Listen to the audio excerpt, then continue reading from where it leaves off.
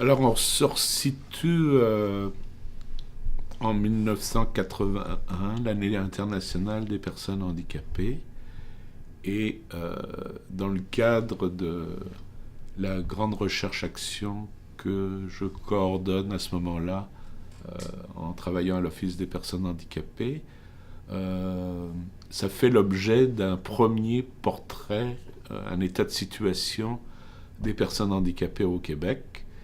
Et comme il y en a eu quelques-unes, ça fait l'objet d'une conférence socio-économique sur l'intégration des personnes handicapées qui s'est tenue à Québec sur la base de ces travaux-là. Et pour la première fois, comme dans ce genre d'événement-là, et c'est vraiment quelque chose de très très intéressant, sont mis en présence à la fois des ministres, et puis en l'occurrence, comme je vous l'ai expliqué, comme la question du handicap couvre tous les domaines de la société, ça veut dire que ça couvre un grand nombre de partenaires gouvernementaux, ministère de l'Éducation, Santé, Services sociaux, loisirs, etc., l'emploi, la culture.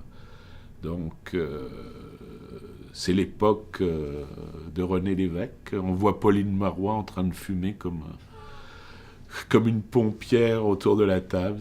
C'est intéressant de revoir ces choses-là, mais c'est pas ça qui est important. Ce qui est important, c'est que c'est la première fois que les organismes de défense des droits des personnes handicapées s'organisent pour utiliser leur temps de parole, pour présenter dans un langage commun leurs revendications, donc avec tout un mécanisme de représentation qu'ils s'adressent directement justement à des ministres, à des responsables syndicaux, à tous les acteurs finalement de la société, que tout ça est filmé, retransmis à la télévision.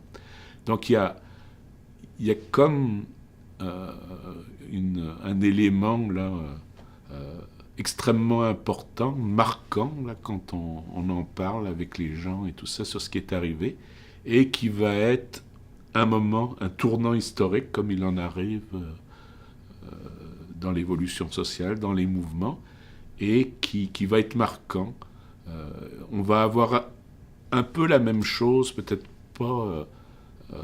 c'était pas une conférence socio-économique en 1985, avec tout le résultat de tous ces travaux dont je vous ai parlé, de cueillette de données. Ça nous a pris à peu près 3 ans pour faire l'analyse de données.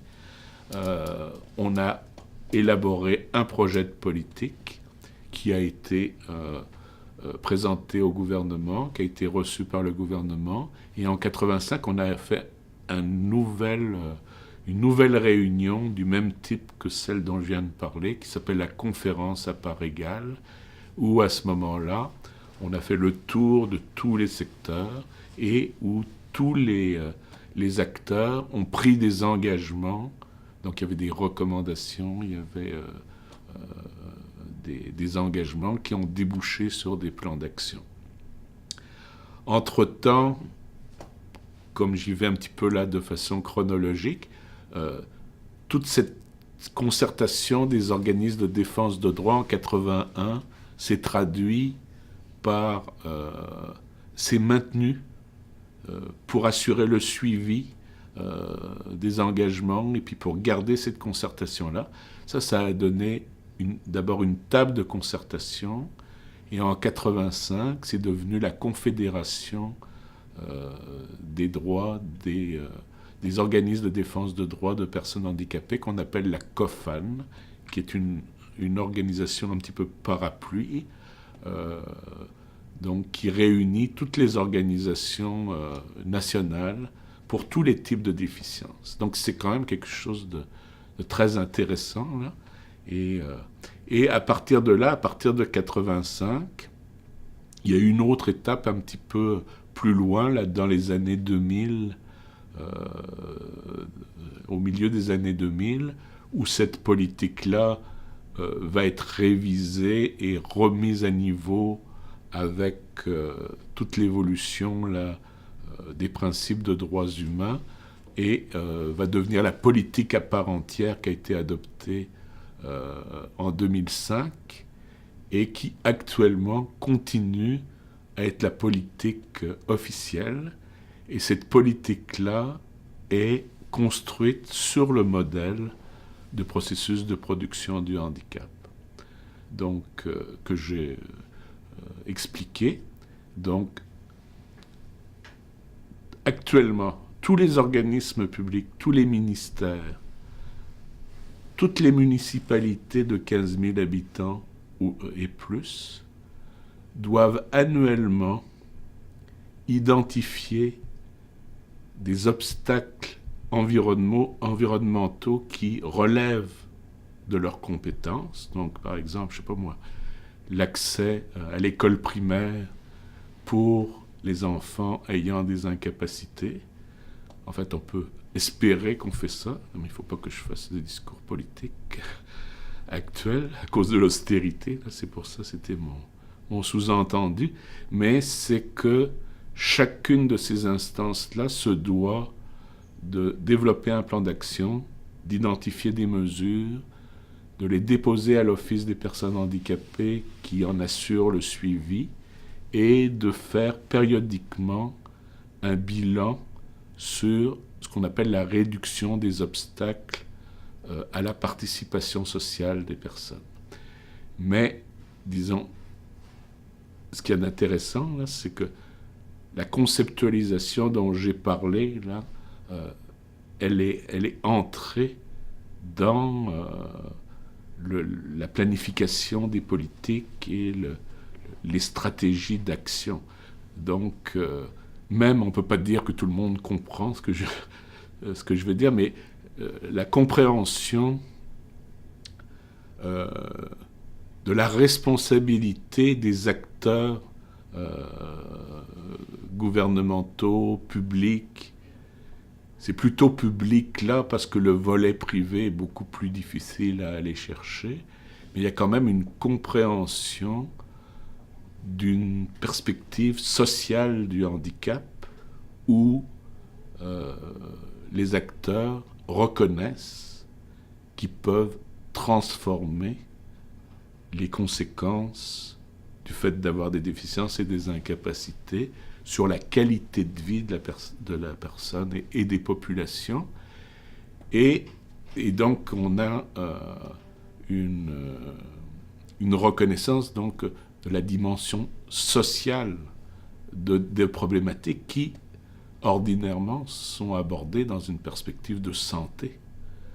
Donc, sans mettre de côté le volet santé, parce que même le volet santé est en fait aussi une production sociale en termes de système de santé et puis de système de services sociaux. Donc, c'est la même chose que le système éducatif, mais en soi, on peut dire par exemple que les coupures actuelles gouvernementales dans le soutien aux élèves en situation de handicap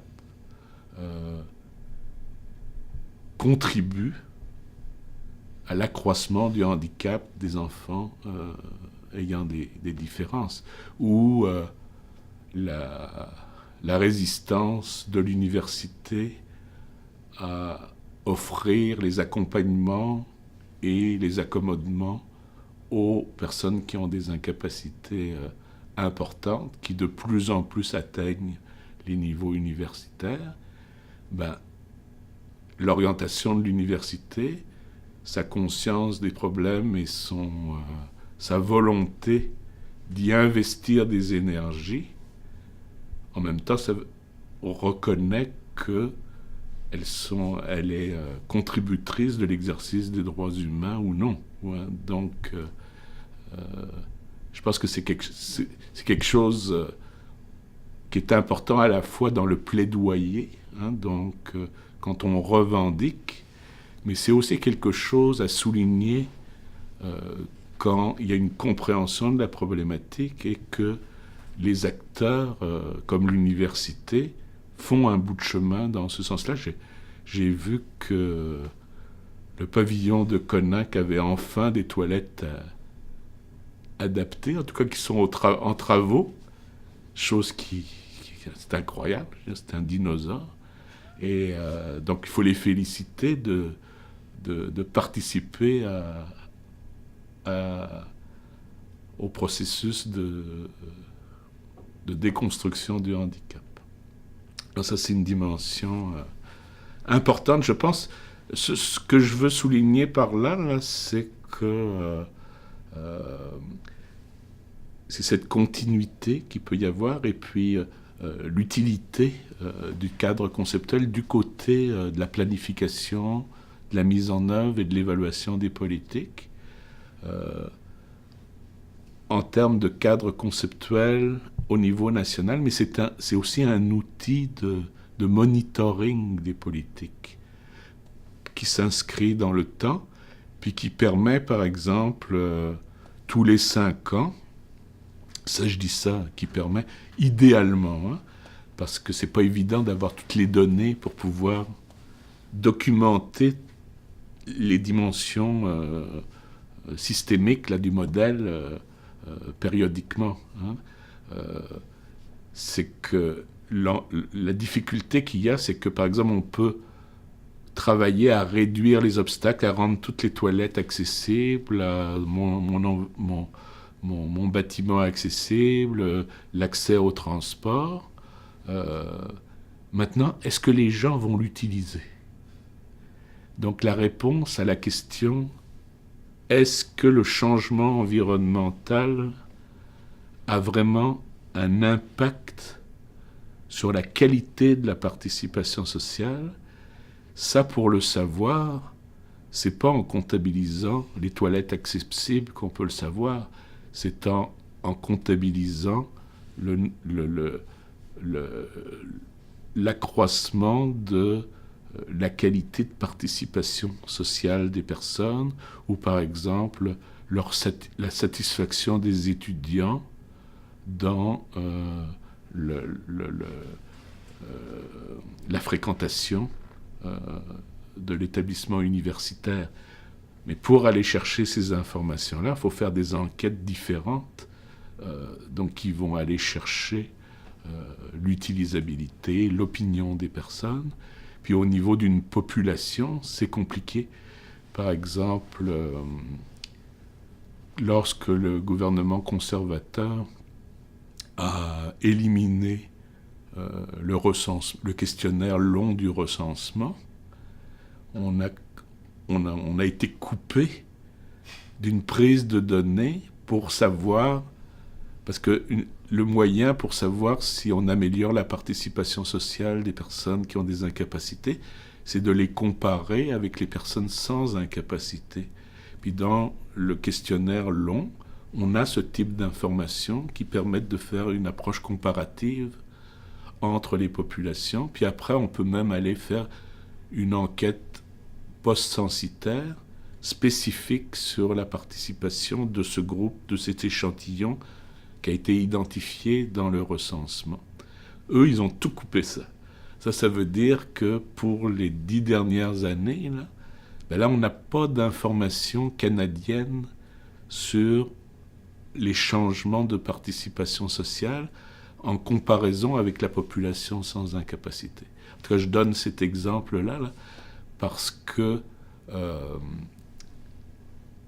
c'est pas évident l'enjeu, c'est pas simplement d'agir au niveau des politiques, mais c'est l'enjeu sociétal, c'est la cueillette d'informations pour savoir si les changements politiques ont un impact attendu et positif sur les populations visées.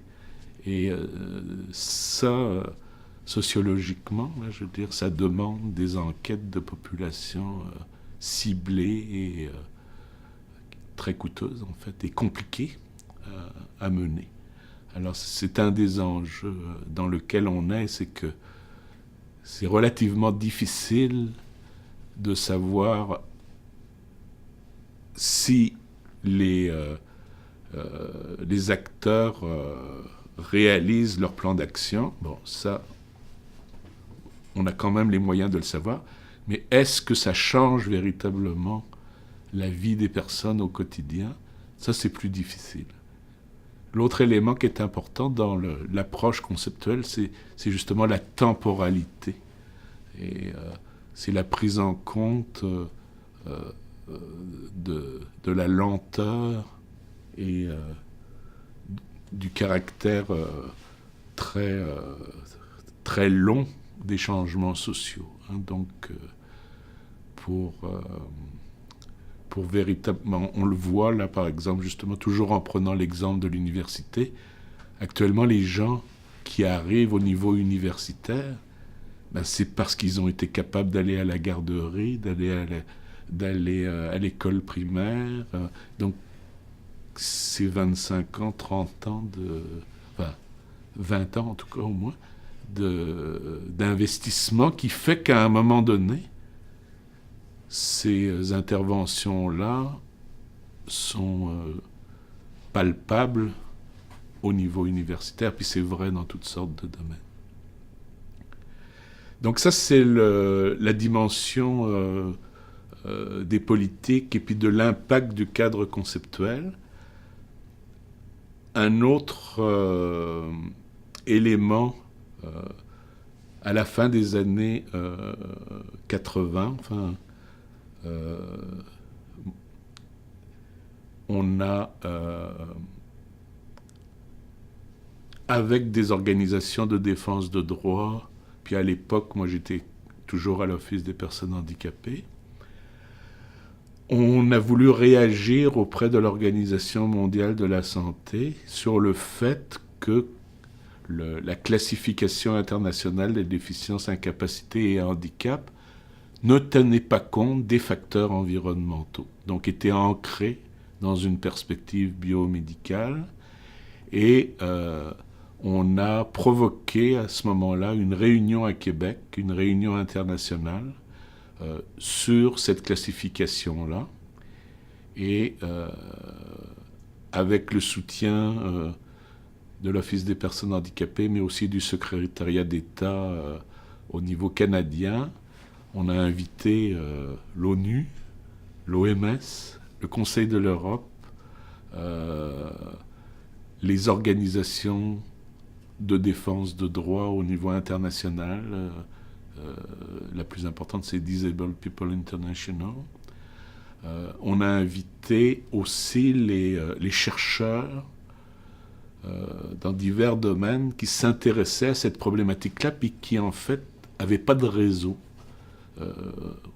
Par la littérature, c'était très difficile de trouver, mais il y avait des gens qui s'intéressaient à cette réflexion sur le handicap en anthropologie, en sociologie, et puis dans le domaine de la réadaptation. Donc on les a invités aussi à cette réunion-là.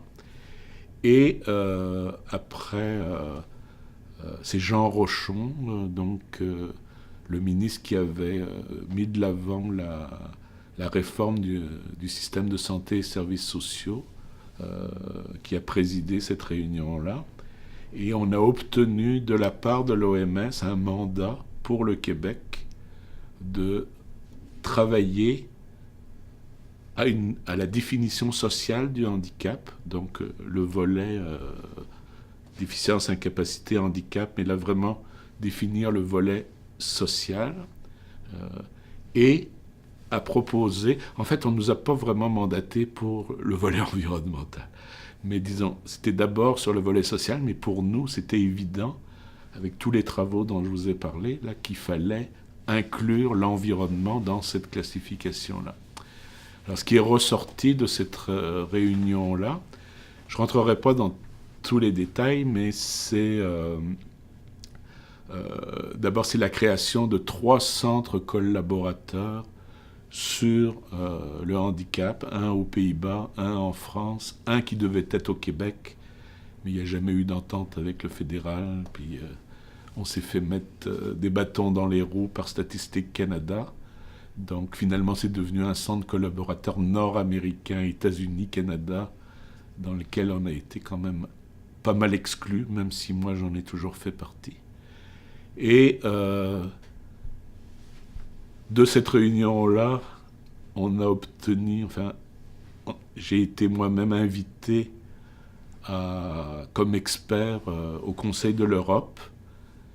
Et puis, pour être expert au Conseil de l'Europe, il fallait que le Canada soit partenaire du Conseil de l'Europe, chose qu'il n'était pas. Donc, on a obtenu un statut d'observateur pour le Canada au Conseil de l'Europe pour pouvoir siéger sur ces questions de classification du handicap. Donc, il y a plein de Canadiens qui actuellement vont au Conseil de l'Europe sans jamais savoir que c'est à cause de cette démarche-là, de cette réunion-là, qu'on a obtenu un statut d'observateur. Et ça m'a amené à siéger pendant 10 ans au Conseil de l'Europe sur ces comités d'experts et à siéger aussi annuellement sur les comités de l'Organisation mondiale de la santé pour la révision. Donc on a comme provoqué le processus de révision de la première version de la classification. Puis moi, année après année, j'arrivais avec mon mémoire et tout ça pour la reconnaissance des facteurs environnementaux. Ça a commencé en 88. De 88 à 95, l'OMS s'est toujours opposé à reconnaître les facteurs environnementaux dans cette classification-là. Puis finalement, en 95, ils l'ont reconnu. Et il y a une nouvelle classification qui est sortie en 2001 avec la reconnaissance de l'environnement. Donc, ça c'est une grosse, grosse entreprise et bien entendu dans laquelle je ne suis pas tout seul, mais en fait, disons, c'est comme j'ai pu par ma position et puis ce travail-là, finalement, refléter l'évolution que j'ai expliquée du modèle social du handicap, donc d'amener véritablement une prise en compte de la dimension sociale dans un monde qui était essentiellement biomédical ou de réadaptation, mais centré sur changer l'individu plutôt que de changer la société.